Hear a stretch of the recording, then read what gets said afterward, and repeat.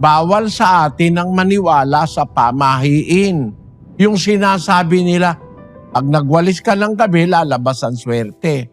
Wala naman ikaw mawawala kung maniwala ka. Maraming mawawala. Mawawala ang kaligtasan mo kasi hindi ka sumusunod sa Diyos. Basahin natin ang Deuteronomio, Kapitulo 18, versikulo 10. Huwag makakasumpong sa iyo ng sinumang nagpaparaan sa apoy ng kanyang anak na lalaki o babae, o nanghuhula, o nagmamasid ng mga pamahiin, o engkantador, o manggagaway. Sapagkat ang sabi sa 12, Sapagkat sino mang gumagawa ng mga bagay na ito ay karumal-dumal sa Panginoon. karumal-dumal sa Diyos yung nagpapamahiin, yung nag-iengkantador, yung mga manggagaway, karumal-dumal sa Diyos yan. Bawal ng Diyos yan.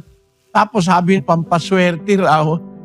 Hindi ako naniniwala ron, di totoo yun, kapatid. Kahit magwalis ka sa gabi, pagka may pananampalataya ka sa Diyos, hindi lalabas ang swerte. Ang may control ng bagay, ang Diyos nagwalis ka lang halimbawa, may nabasag na baso sa gabi. Kumalat yung tibo. Huwag kang magwawalis dahil lalabas ang swerte. Yung mga anak mo, magkakasugat yun, maaapakan yung tibo. Huwag ka ikaw magbubukas ng payong sa loob ng bahay. Uulan ng alupihan. Naku po, patawarin. Ang bahay ko, kahit magbukas ako rito ng payong, hindi uulan ng alupihan dahil merong kisame. Saan manggagaling ang alupihan?